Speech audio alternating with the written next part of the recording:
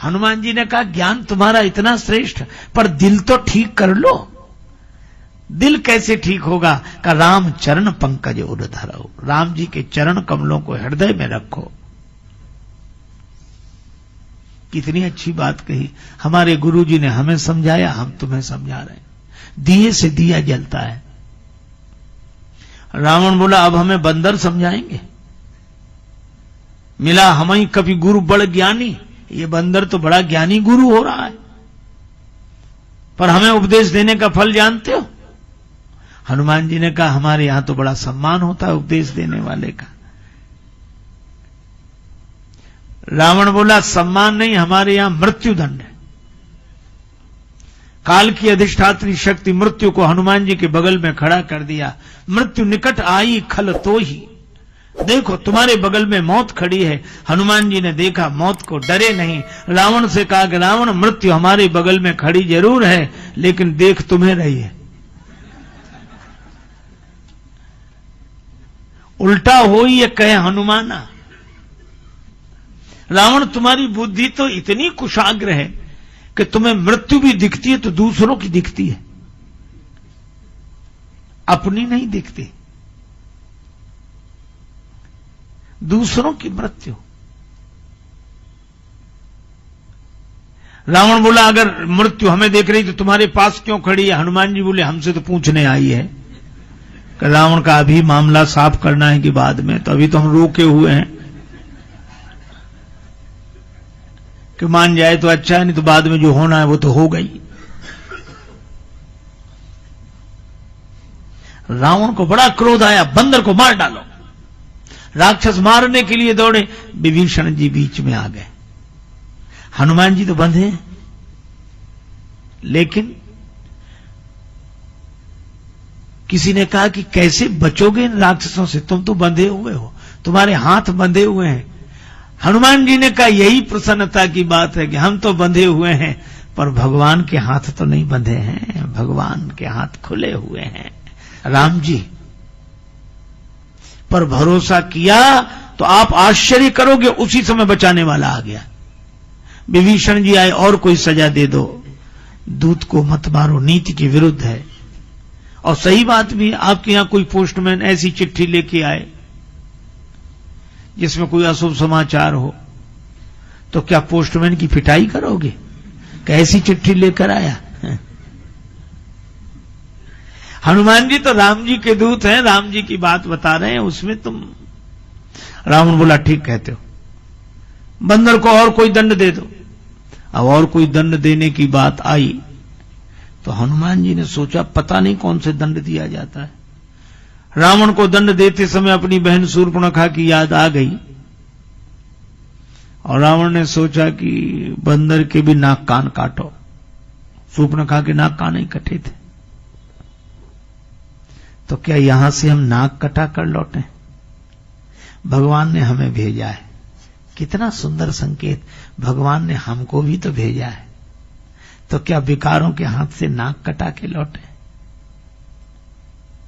तो करें क्या? पूंछ लटक रही थी, हनुमान जी ने दोनों हाथ से पूंछ पकड़ी, माथे से लगाई पूंछ, फिर देखा, फिर चुंबन किया, फिर माथे से, फिर छोड़ दे, फिर दोबारा माथे से। फिर रावण बोला समझ गया समझ गया, कभी कहे ममता पूंछ पर, बंदर की ममता पूंछ पर ही है। समझ कहो समझाए। हनुमान जी ने सोचा काम बन गया, लेकिन रावण यह भी तो कह सकता है एक तलवार मंगाए के पूंछ देव कटवा, तलवार से पूंछ काट दी जाए, कह सकता है। तो हनुमान जी ने सरस्वती माता का स्मरण किया। सरस्वती जी ने ऐसी बुद्धि बदली, रावण बोला तेल बोरी पट बांध पुनि पावक देहु लगाए। तेल में कपड़े डुबोकर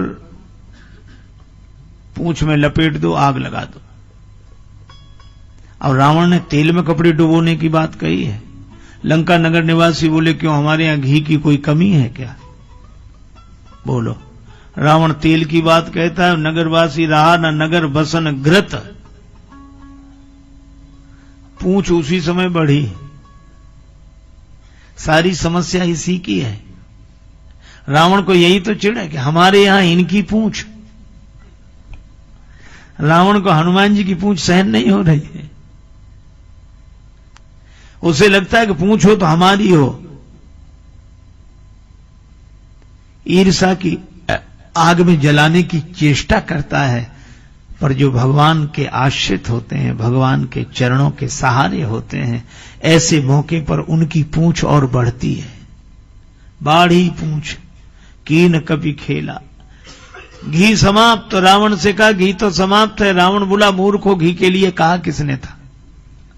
हमने समझा बंदर की पूंछ में थोड़ा बहुत लगेगा, ये तो बढ़ती जा रही है। हनुमान जी ने सोचा कि जो लाए सोई ठीक। लंका नगर निवासी बोले घी तो नहीं, तेल। हनुमान जी बोले जैसी जिसकी श्रद्धा हो, हमें सब स्वीकार है। अब सोचा कि एक बार नगर में घूम के तो देख लें। रावण बोला बंदर को नगर में घुमाओ। हनुमान जी ने देखा सबके घर से कुछ न कुछ आया है। प्रसाद भी तो वहां वैसा वैसा देना पड़ेगा जैसा जिसका सहयोग है। विभीषण जी के घर से कुछ नहीं आया। और जैसी पूंछ में आग लगी, हनुमान जी बिल्कुल छोटे हो गए, नींबू की चढ़े हुए, बंधन से मुक्त हो गए। बड़े बड़े आग लगावें और उस आग लगने की प्रतिक्रिया अपने मन में न हो, हम छोटे बनकर निकल जाएं, यही जीवन की सबसे बड़ी सार्थकता है। अच्छा, ब्रह्मास्त्र में बंधे, इससे निकलने का उपाय है छोटे बन जाओ, इतने छोटे। अच्छा देखो, वैसे भी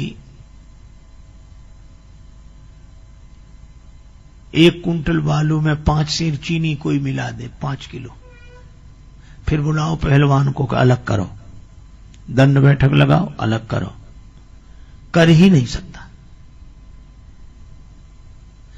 और छोटी सी चींटी, जरा सी, उस चींटी से कहो कि अपने दल वालों को ले आओ,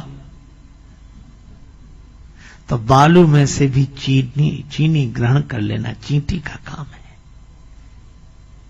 जिम सरकरा मिले सिकतामह बलते न को बिलगावे, अति रसज्ञ सूक्ष्म पिपीलिका बिनु प्रयास ही पावे। वह छोटी है और छोटे इतना बड़ा काम करते हैं कि बड़े बड़े नहीं कर पाते हैं। हनुमान जी छोटे बने, ब्रह्मास्त्र से निकल गए। और जो छोटे बनकर ब्रह्मास्त्र से निकल जाता है, भगवान की कृपा से वही इतना विशाल बनता है। बालधि विशाल विकराल ज्वाल जाल मानो, लंक लील वेकों काल रसना पसारी है। पूरी लंका जला दी और स्वयं छोटे बनकर जानकी माता के सामने पहुंच गए।